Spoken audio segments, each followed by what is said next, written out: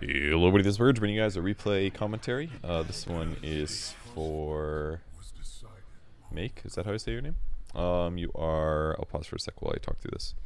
I should put it in the middle of my screen so I don't have to look so far away. You are 3800 MMR.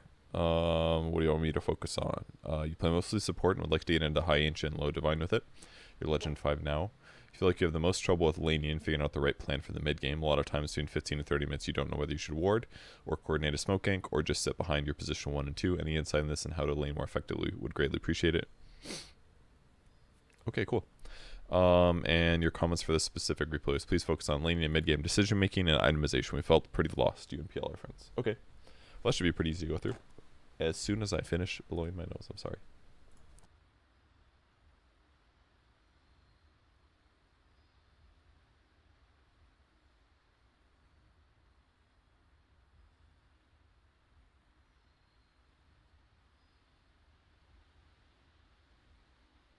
Allergies. Okay, cool. All of these things should be pretty easy to go over, in my opinion. That's usually what I typically focus on when I do coaching. My desire to breathe correctly is overwhelming my brain right now. Okay, basically, laning is generally what I focus on a lot right now. I see you're bringing an extra mango, which is fine. I kind of feel like you could have brought more Ironwood branches, maybe a Fairy Fire, maybe a Clarity Potion, because those will give you better mana usage. But if you do want to fight constantly, this is okay.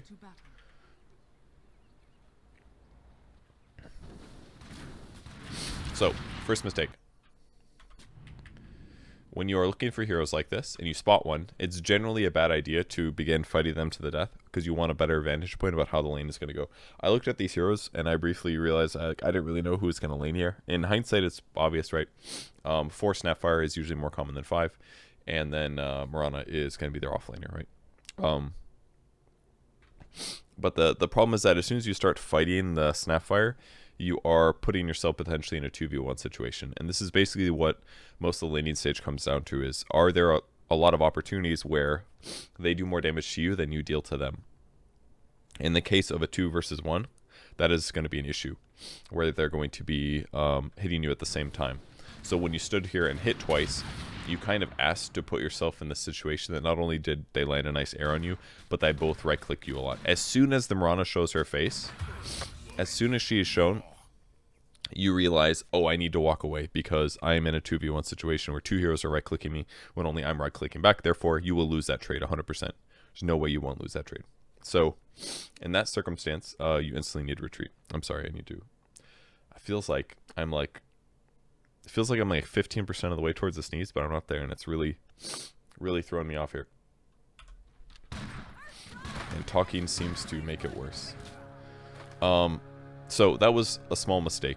Ideally, and as well if you're looking over there, you should definitely TP to base. This is a mistake already. Don't limit your downtime in lane, basically. I guess, hypothetically, you're not that far away, but I would kind of prefer that you just TP to lane, personally, because it would... There it was.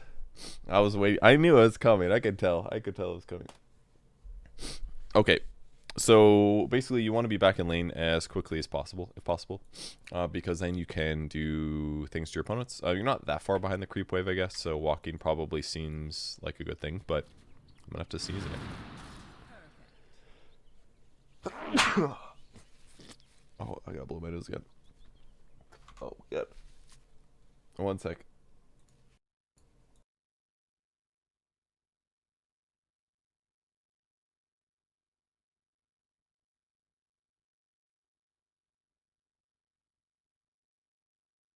This will be the episode where I just deal with allergies and blow my nose the whole time. Okay.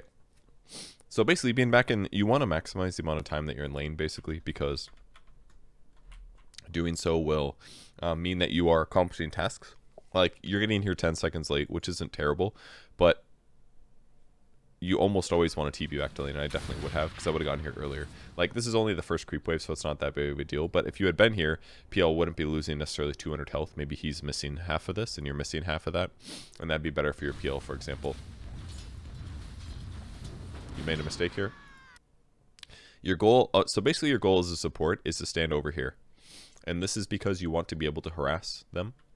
If you stand behind the creep wave, it's not as viable because if you stand in the creep wave and you right click enemy heroes, the creeps will aggro you, which will deal extra damage to you.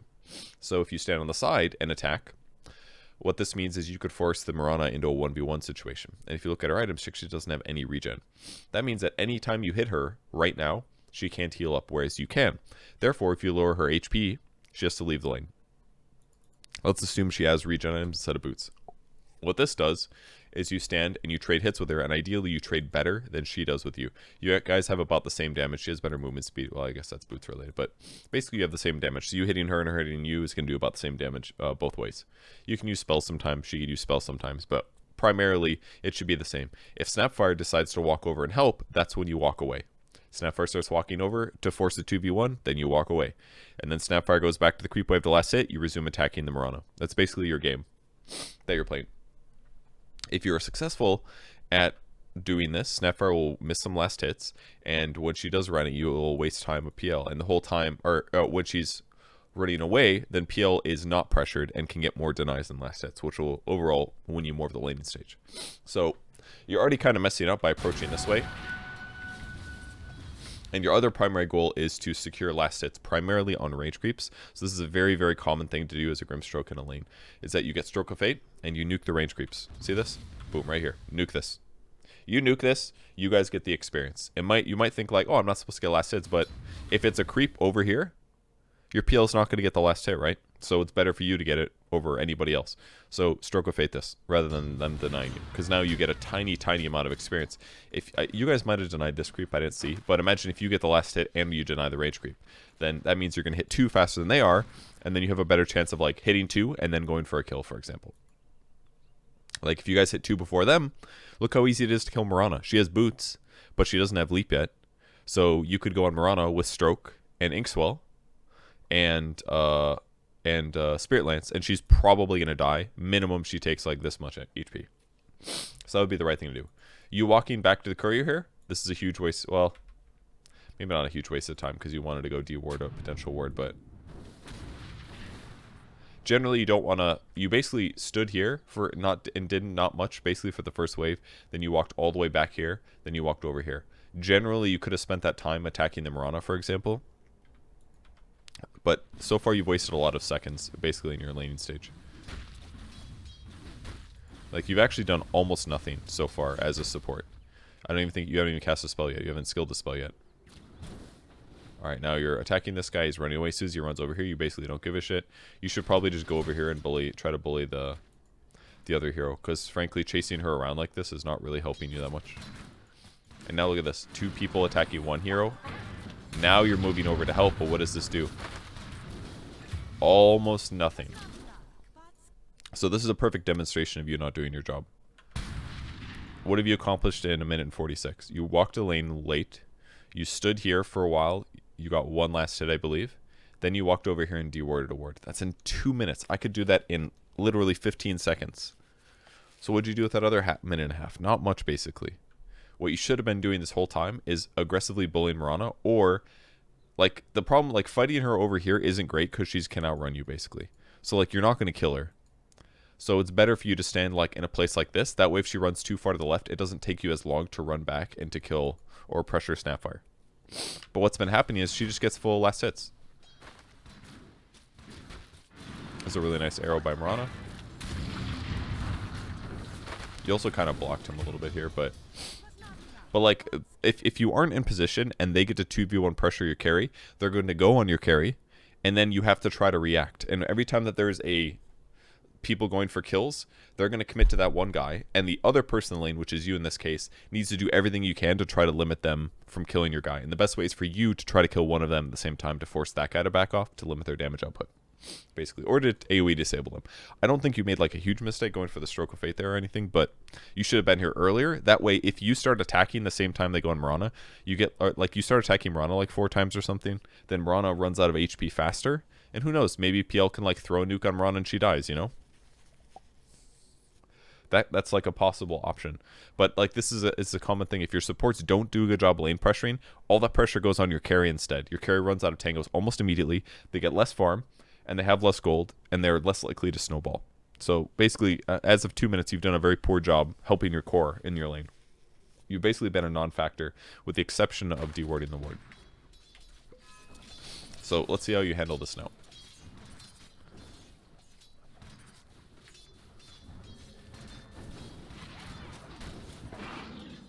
Mirana comes to press you, which is the right thing. Your positioning should be here. That was decent, but...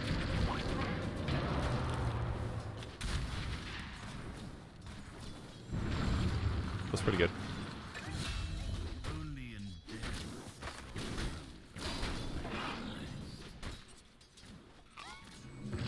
That's great. Alright, now you've done a lot. In 1 minute, you basically set up and allowed your team to go on one of the heroes. You end up getting a double kill due to outplaying, and now you are regen set to basically full heal. You could pass yourself. What you should do is salve the PL. Okay, should have done this earlier, because now, yep, that's going to happen. If you did that like 5 seconds earlier, he gets a lot more HP. And then you pound tangos to heal back up. You probably should have pulled at this point. Oh, you can pressure her too.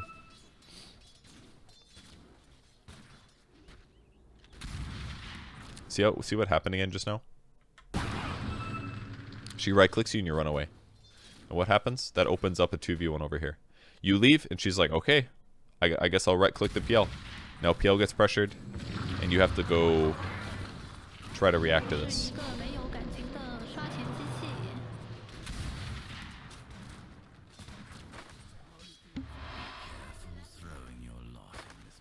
So this is basically the same issue again. Is that you're basically not fighting when you need to, and you're letting yourself get zoned out by a guy that basically does the same damage as you. This ward is too garbage in my opinion. It's way too defensive. You probably feel comfortable placing this ward because you don't stand over here very often. But if you're standing in the right place, the place that you live as a support in the safe lane is basically here. The only time that you play over here is if you're having a really bad time and you guys are dying a lot. But you're not at that position yet. So if you stand here, it's irrelevant for a ward to be here. So that's why most people feel like they need to place a ward here, because they spend most of their time in lane where they're not supposed to be. But you're supposed to play over here and trade hits with Mirana and then do a mix of pulling. If Mirana was good, what she would do is just pull this creep wave over here, and then you guys would get screwed. You lose experience every time that the creeps die. But because she's bad, that's not happening, and then you're not getting punished as much for doing what you're doing, which is the wrong play, basically. Here you are, right-clicking the Snapfire. You didn't actually aggro range creeps as much as I expected, but it was a good attempt on an arrow. He gets bounty runes because he was playing more in the right position than you are. Now you should bully the shit out of this guy. You read that correctly. Unfortunately, he gets dumpstered again.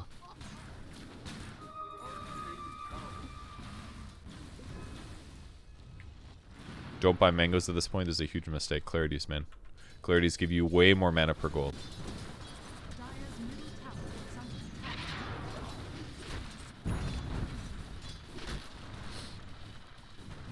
You should be attacking this guy. It's like you don't know where the Mirana is, so you're just scared to do anything. Like this whole time, you can see that she's mid now, for example. You could have been attacking her well, you couldn't, but you did see her here. You could have been attacking her this whole time. Now you're walking over to place a ward on the mid lane, which is fine. But, like, this was a good 45 seconds to a minute where you didn't do anything in your lane. And this guy still got full free farm and lane contestation. I don't think I like... Phantom's Embrace is okay against... See, now you're doing the right thing finally. Pulling the Snapfire is great here. I just wish you hadn't wasted Inkswell. And I think that getting Phantom's Embrace here was too early. It was not valuable. It's not very good to have... Like, 1 point of Phantom's Embrace is really good against some heroes, but, like, I'd rather you just get more Inkswell to lower the cooldown and increase the damage by twice as much. And the stun duration goes up almost as much. Like, you guys should just be able to kill Snapfire. The reason you're having trouble is because you didn't bully her enough, and now she has this really high net worth. She's got way more last hits than she's supposed to. And that's because you didn't do a good job pressuring her, because you felt a little zoned. So the person that messed up this lane was certainly you. PL got arrowed a little bit. Maybe more than he should have, but primarily you were a non-factor in this lane, except for the moments when you went for kills. So what probably happens in your lanes, if this game is any representation of the average, is what happens is you lane basically poorly, but you fight. When you choose to fight, you fight well, and your games are always your lanes are probably almost always a little bit of a loss, I would guess. And anything that feels scary.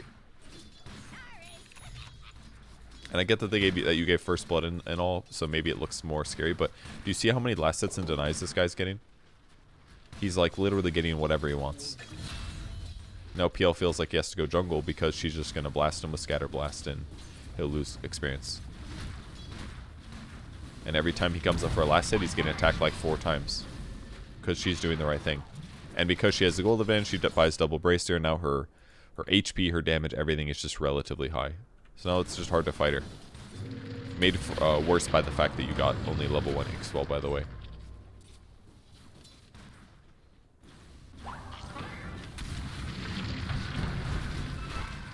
This was a good kill, though. Well played by you guys. You hit level 5, you get more Stroke of Fate. I would get 2 Ink Swells here, because Ink Swell is going to help a lot when you're trying to fight somebody to the death. Stroke of Fate is good if you're like range nuking people a lot. You should have pulled here. That's another thing you haven't done at all. So you definitely could have pulled before now.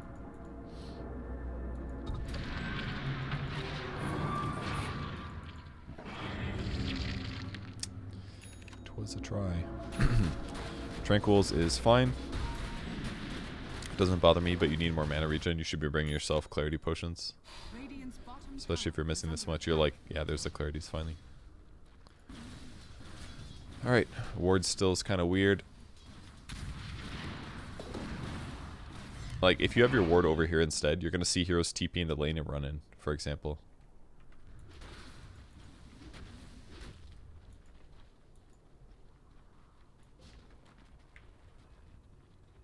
Now you're kind of running around. You haven't done any pulling, you haven't done any bounty wards. This is good. Don't get your ulti at 6, it's fucking bad. Almost always your ulti is not good at 6. Like, it could potentially stop Mirana from leaping. It might stop movement from Fire Snap Cookie. I don't know how the mechanics works. But usually it's not good to have Soulbind. Because even if you want to use it, what spells are you doubling? You're getting a double Phantom's Embrace, which is pretty shitty. Because it's going to get attacked twice and be broken. So, on Grimstroke, I almost never get my ulti at 6. You should usually get it somewhere between, like, levels 7 to 10, genuinely. You do not need it early. Doesn't actually increase your damage much. You're better off having 2 points in Inkswell, for example. If you have 2 points in Inkswell, that damage doubles and the stun duration lasts longer, which gives you a better chance of getting kills than Soulbind. So you're basically weaker than you should be right now as a result of your skill build. Still sitting so defensively. Like, do you see where you're sitting? You're hiding here. Why? How is PL going to feel safe coming up to the creep wave the last hit when there's 2 heroes right here and you're standing over here? Anytime he gets here, if he gets gone on, it's going to take you like 3 seconds just to get close. If you play here instead, yes, they might arrow you into some setups, but you playing passively is literally just giving them more opportunities to kill your PL. Alright, your ulti was extremely effective just now. I would like to point that out.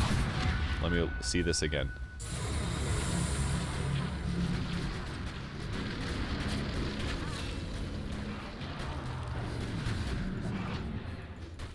Okay. I'll allow it. Your ulti was very good in that circumstance. God, I hate being wrong. But I do think you could have done a lot more damage with Inkswell. But in that circumstance, it's pretty good. You should resume pulling here, most likely. You don't have a catapult.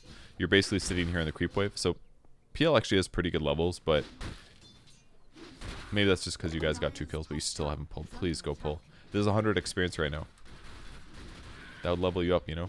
But you're sitting here absorbing experience that the PL has all the time. Like, if you pull more, you'd be, like, maybe level 6, and he'd be, like, level 9 right now or something like that. I promise you could get more if you do that. So until you get... oh, you're going Buckler into Vlad's, maybe? I'm not sure. You definitely need more Clarity Potions, so... Like, your goal... If you're maxing out Stroke of Fate, your goal should basically be to push creep waves like crazy to counter-push them. Because what that would do is limit this tower from dying. At this point, this is basically the point of the game, and I know this is the 15 to 30 minute mark. You don't really know where to go. Basically, you're doing everything slower than you need to at this level, basically. But This is a stage of the game where the Dire team will usually rotate multiple heroes down here, and they'll get ready to dive. And this is a stage of the game where the Radiant heroes will usually rotate lots of heroes off lane, and they will dive and push this tower. And by doing so, it will give them a tower kill, and that'll open up the jungle to make the jungle pressurable. So it's usually difficult to defend the bot lane. You can do it with Grimstroke, though, because Stroke of Fate is such a good pushing ability, and the cast range is really long. Make sure you get the range creeps, though. Stand here, nuke all 3. Then you'll get more gold. It'll push faster, that kind of a thing. It was interesting how much you committed to running into him. In fact, you kind of fucked yourself by running into him, because think of it this way. The closer you are to Snapfire, the less time it takes for the projectiles to hit. So basically, the hits will react better to her right click. So running this way at first was fine, but then what you need to do is juke back and go the other way, because then she's going to start leading you. It's like basically you want to juke for like half a second and then go back a different direction to make them think that you're going to continue this way. But because you committed to it, you kind of fucked yourself. But getting into melee range was not going to be a solution here. You were going to die. So yeah, and coming up to even attack their creep wave was kind of dangerous. It's just easier to just nuke generally and then sit back and continue nuking. This tower's probably dead now. You guys should be doing the same thing. PL AFK farming jungle is great. Void Spirit dealing with mid is good, but everybody else on your team should be top right now. Let's see where you guys go. You're running back to the bot lane. Not worth it. What are you going to do over here? See, now you're TPing top, but you should have done this right away, because this is where action is always should and always will be. They've got Moonlight Shadow. You need Clarity or Sentries. You do have one, which is good.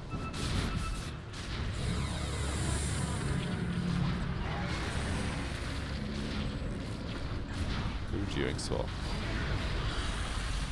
Confused. You appear dead.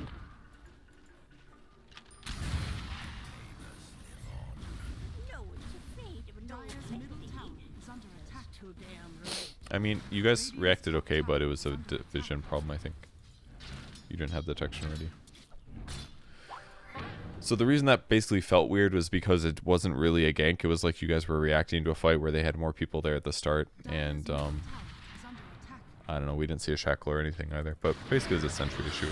Probably would have gone better otherwise. It also doesn't help that you have so many stroke levels. Like, if you have this many stroke levels, it should be used to push creep waves, not to fight, really.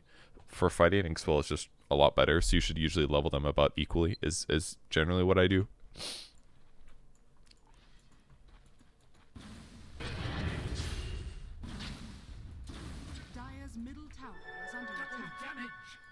They're kind of grouped abnormally heavily up here, while anti-mage farms creeps. PL just got mid tower, which is great. So there's a couple different ways you guys could approach this. You guys could smoke and approach. Let's see if you do ward the tower, or the ward you do. This is also the part of the game where you should buy a shitload of sentries. And this is another mistake you're making. Buying the cloak was too expensive, and that might seem weird because it's only 500 gold. But imagine the difference. Like, you got this ward, but imagine if the ward isn't here and it's like over here or something. Then when you guys move into this area to go pressure the tower, it's more likely to see where you are, and then there's a higher chance that they take a better fight against you guys. So usually this is the point of game where you need to buy like 3 sentries at least, 3 or 4 sentries, and you need to make sure that they don't have vision in the area. When you dewarded the ward here and that it was fresh, you know that they're not going to have any other ward in this area. But it's possible they have one over here or over here. So having multiple sentries can be really helpful for that circumstance. So now that this ward's dead, you guys need to move forward, which it appears is happening.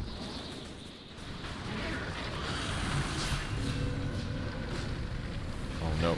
Okay, it worked. Just a little weird. Alright, and Kisses got wasted too, so now everybody pushes. So let's see what you guys do. You should be pushing at least. Move over, instantly push. This guy should have been using mana. He's got full mana, he's not using... Oh my fucking god, no wonder. What is this? 4 points, in other words, 2 points decrepify? What? You should blast this. Blast this wave. I don't know why I used Wind Run already, that was weird.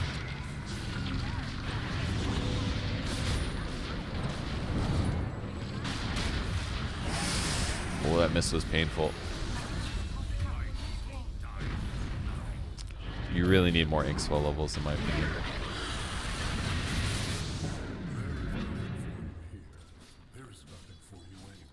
Just making everything harder. Like, I get that you want all the Phantom's Embrace, but I feel like if you're getting kills, then you're going to level up faster anyways. The extra silence is really good against a lot of their people, but like, I don't think you can pass up Inkswell, because Soulbind also stops them from jumping, I believe. Can you not activate Fire Remnant as well? He can't blink. She can't leap for sure. She probably can't cookie. So like, if you just ulti these people and get in there with a good Inkswell, you're stunning them for a lot of time anyways. So now that you guys have that tower killed, your wards are excellent. This is basically where you need to play, is up here. Let's see where you go when you respawn. Grabbing some mangoes, which is great, but now you're walking out. Boom, big mistake, generally.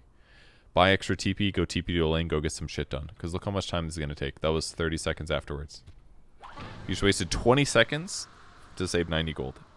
But you could have spent 90 gold to save 20 seconds and start setting up a kill faster, or start pressuring the map faster. And now you're walking top because you changed your mind.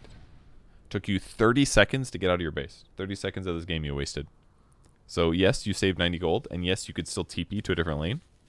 But generally you shouldn't, like, in a circumstance like this where like your towers are mostly dead already, I don't think you need to like necessarily be ready to TP to help somebody, because PL's mostly going to be farming jungle, and he shouldn't be farming in dangerous areas basically. So yeah, maybe there's a chance that they like smoke gank with like 4 heroes and gank somebody over here by the tier 2 and you guys could all TP, but at this early stage of the game, I just prefer that you TP out to lane and start moving into their jungle faster, or TP to lane and start pushing this wave faster, because once the creep wave goes up towards the tower, then it's easier for you guys to play here and get ready to dive. When you push your creeps into their tower, they're usually going to rotate somebody to counter push, and then you can make a decision whether to dive them or not. And if you control this area, all that's a lot easier. And frankly, what the TPs that would come in a fight is going to be from PL. PL's going to spend time farming his jungle. Over here is a little dangerous because this is where they should be playing right now. But PL can farm any camps over here. And then if you fight at the tier 2 tower, you guys should have the outpost taken. He TPs in. That's how the fight should go, not this like you guys always have your teleport ready at all times. Because now you've been slowing down. So you're having moments of like really good play, but a lot of other moments where you're just not doing anything and you're not getting anything done because you're not being fast enough.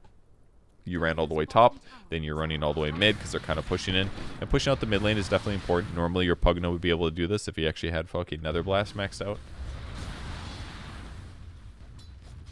He's fucking himself so bad by not maxing this. He could be farming so much more rapidly and pushing out lanes more rapidly. I can't watch this. This hurts too much. Alright, now you are the one messing the game up. This is really dangerous.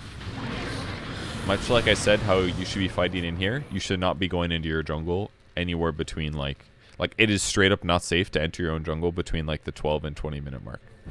This is almost always where they're going to play. They have tons of different ways to enter your jungle, and there's tons of different places where there's wards. And it is not easy to deward these areas either if you go in there for the first time in a long time. If you like smoke in here with 3 of your allies and you find heroes and get kills, then it's totally fine. But these are kind of hard otherwise. You guys got a cleanup kill, which was kind of worth it, but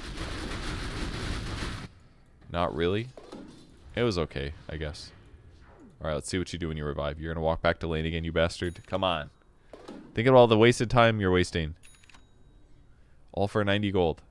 You're walking back to the mid lane. You should nuke the wave if you come here. Get them last hits and then go top.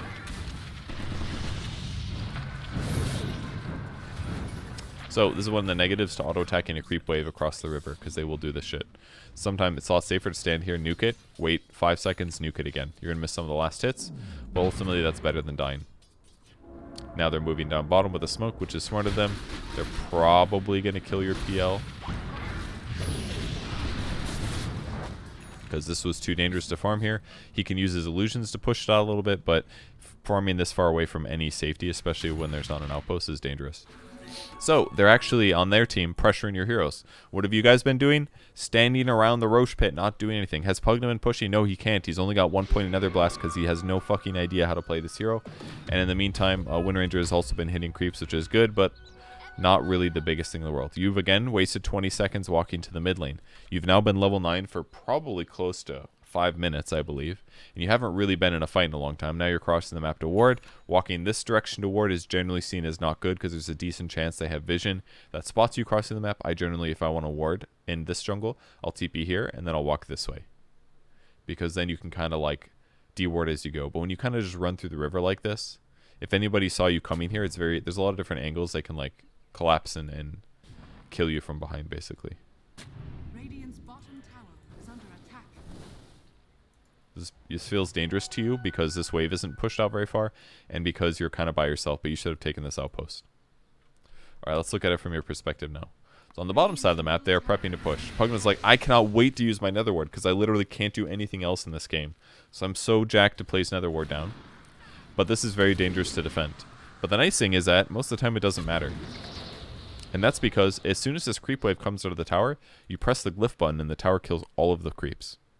So it's scary because there could be heroes basically standing around anywhere on this line. So standing here and hitting creeps means they jump out or jump down and kill you. So rely on standing behind here or standing out here, throwing nukes to blast the wave. See, like how scared Mirana or Wind Ranger is? Like, he shackled the guy and definitely could kill him, but he's running for his fucking life because he knows that it doesn't feel safe. And see, look, a bunch of heroes pop out of the jungle, and if he would have committed, he would have fucking died. It's because doing this shit is not safe. So if you guys want to defend this, Pugna stands over here, pops out, throws one Nether Blast, and runs away. Or you throw Stroke of Fate to blow it away, because you don't want to give them an opportunity to dive you. When there's creeps under tower, they can dive you. But generally, this is a dangerous place to play. Guess what? It's the same thing for the opposite side of the map. Look how dangerous this looks. They don't want to TP, and you can just run out and kill them. If they don't have vision of this area and they don't control the outpost, they feel terrified playing in this area. So that's where you should be playing. You've got the wards for it. You just didn't take the outpost, and the rest of your team isn't here. And too many of you guys are coming bottom because you see heroes. You're thinking, oh, there's heroes here. I guess we should defend, right? The reality is you don't really have to if you have Glyph, and you have Glyph. Like, Wind Ranger could have just used Power Shot, cleared most of the creep wave, it dies, maybe the tower takes a little damage. Then the other four of you guys are playing top, pressuring their tower. If they Glyph, okay. You back a little bit, jungle a little bit, bounce between mid and top looking for kills is what you should be doing. But instead, everybody's just kind of standing around. You're a little lost, you don't really know what to do. So going bottom doesn't really seem good. That's because it's not. Void Spirit is only half committing to top because he's the only fucking hero here, so naturally he's not going to be able to get a kill. And now everybody's just kind of standing around waiting for the moment when a fight actually happens. Void Spirit TP's in. Now you guys are trying to force a fight, but look how difficult this is. You're running into a jungle where you don't necessarily have vision. They could use Pot multi. It's hard for you guys to get the catches in the first place.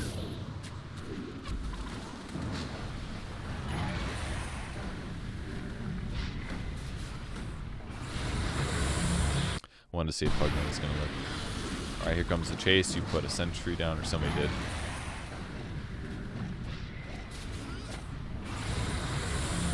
Ulti. Unfortunately, your ink swell is level 1. So stun duration there was very mild. You guys are still winning the fight, though.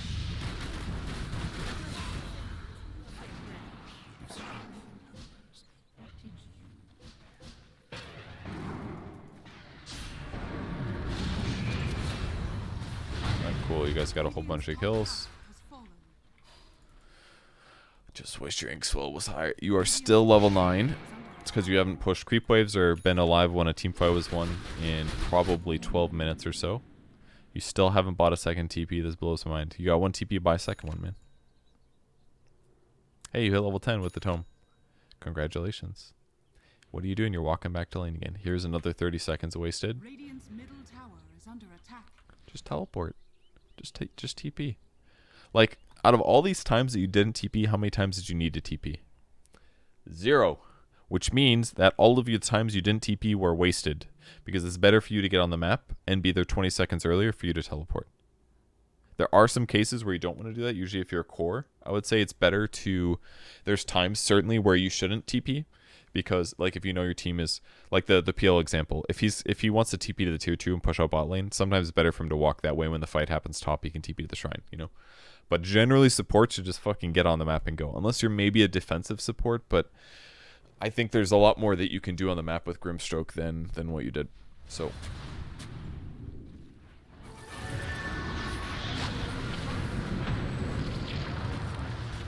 Oh, that stun lasted for actually no time. It's like a half-second stun.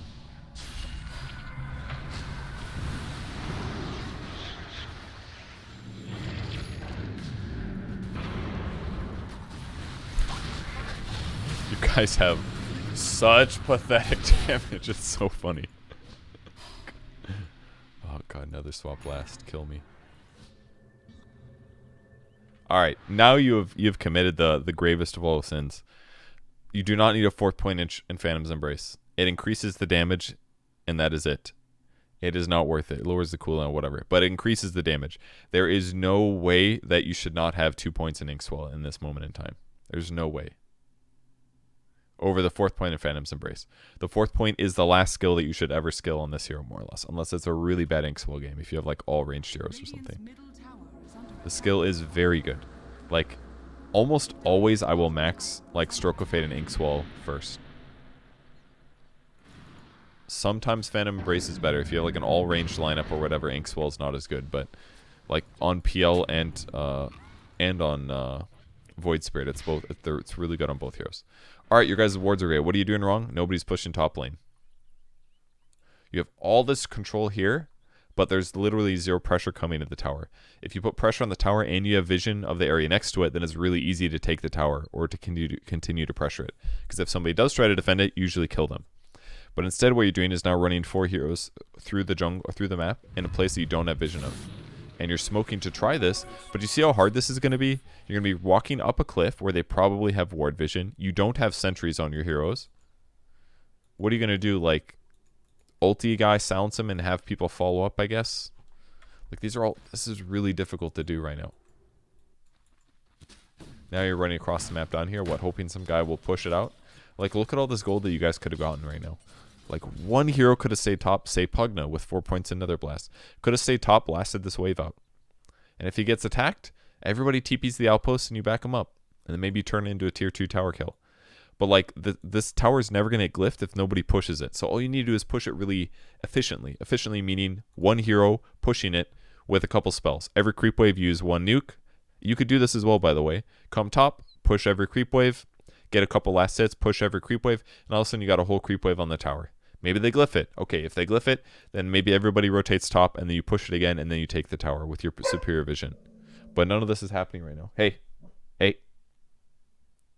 Tango, always max decrep of our Nether Blast. Thank you. So now you guys are smoking, looking around for a kill, but you don't really know where the kills are supposed to be. That's because you're not creating any easy or obvious moves. Yes, you can look for kills here. It's not that bad. But you can't do it without sentries. Like, you are not buying enough sentries. If you ever look at the sentries and it says 10, you are fucking up, basically. That should always be on, like, 6 or 7 at least. If it's not degraded a little bit, you're not buying enough sense. I know you just got one. Your ward is rough here. Got to put a little bit more left to catch the cliff. So there was a ward up here that you didn't get.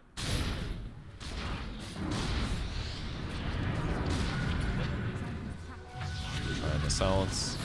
See how weird this fight is? Like, you guys are fighting up a hill. You don't really have an outpost nearby. And you don't have vision either. This is so good. This is like this is literally glory for Jakiro. Everybody has to retreat through this one hill. So he just ice paths and macropyres and, like, you guys just all die. It's because you guys took a shit fight, basically.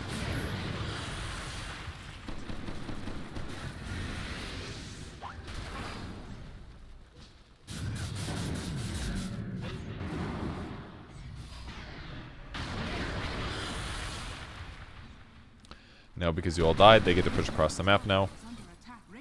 Tower is still unpressured. Goodbye, tower.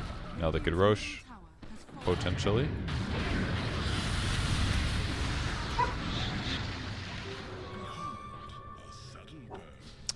I don't think you're ever going to use your teleport, to be honest.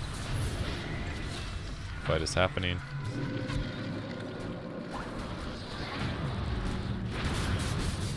If only that stun actually lasted longer. If that stun lasts longer, you actually kill him here. Because when your silence ended, you would have been able to recast it again.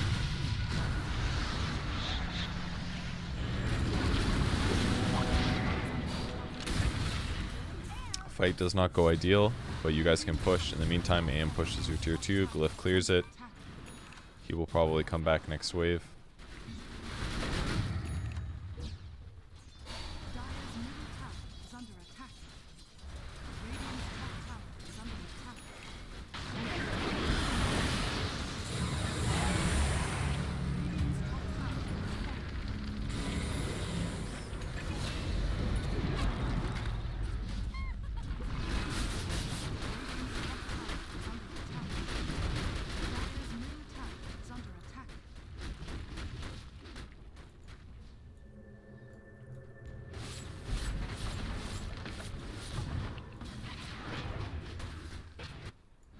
So now that the game is basically reset, what should happen is push your lanes out efficiently, meaning like one guy need every lane. One core push out this lane. One core can push out this lane a little bit. One core can maybe move down here safely and ideally like nuke from range, push out this lane. And by doing so, you're getting farm easily, and then everybody else can like move in the areas in between to move with their cores to look for kills or to back up the guys pushing. But like this, somebody needs to push this wave up. PL's doing it now, which is good. But if you don't push this stuff out quickly, then you're putting yourself in a bad position. Void Spirit's gonna go take mid. See, you guys are basically doing it right? Core, other people in the middle. He takes the outposts, you're gonna help him out, which is fine. PL's gonna keep pushing the wave because it's better than jungling. Hey, somebody got engaged on? That's too bad. But it's not the end of it, you know? Dire's top tower is under attack.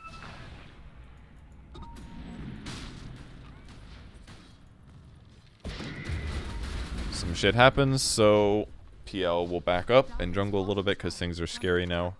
And now somebody has to come bottom because Void Spirit pushed that lane out. Now that gives you the ability to go mid or to re-engage in their jungle again.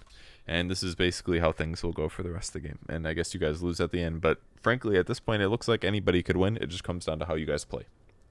So my assumption is they just grouped better, initiated better, team fought better, something like that.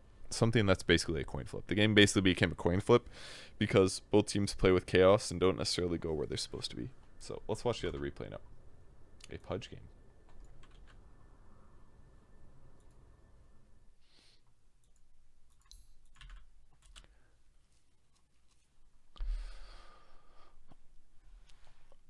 Oh, I've been having back issues the last couple weeks. I think it's the bed I'm sleeping on, but trying to sit out more straight in the chair. Now my back's getting tired because I'm up.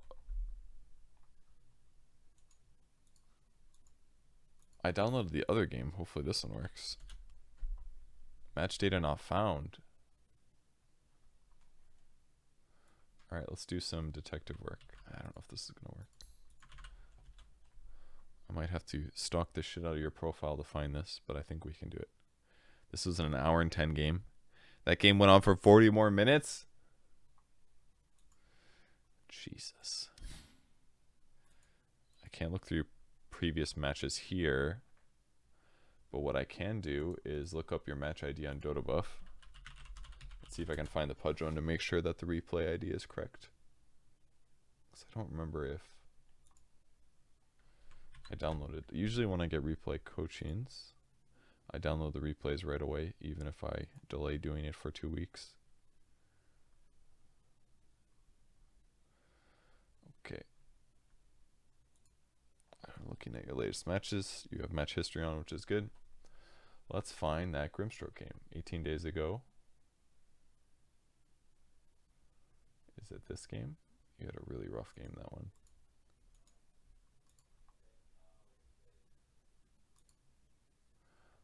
Please focus on lane in depth. You play a lot of Pudge and Venom offlane with your bro, and you feel like you script lane a lot.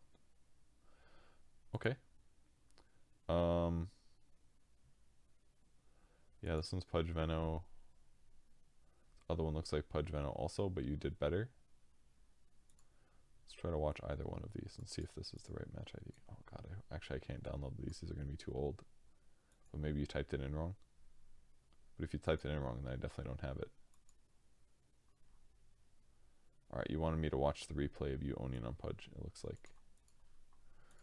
Let's see if this is...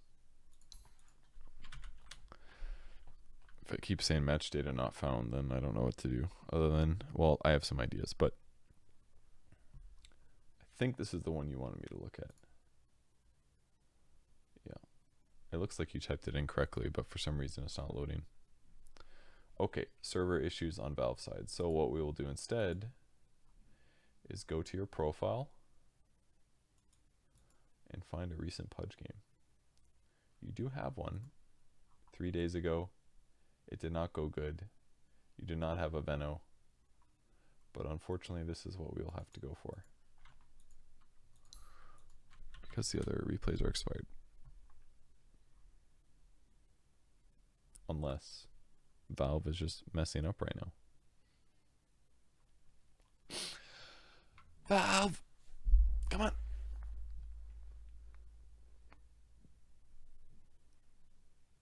What's going on? Are there replay issues right now? I'm going to pause and look into this. Okay, I've done some research effectively and sitting around and reading my Twitter feed, and I've realized that the replays are probably bugged right now because of the coordinator going down. So I'm going to stop the video here, but to the guy that booked this, what is your name again? I will get back to you about a Pudge replay when we get a new one that is not bugged. Okay. Bye, everybody. Thanks for watching.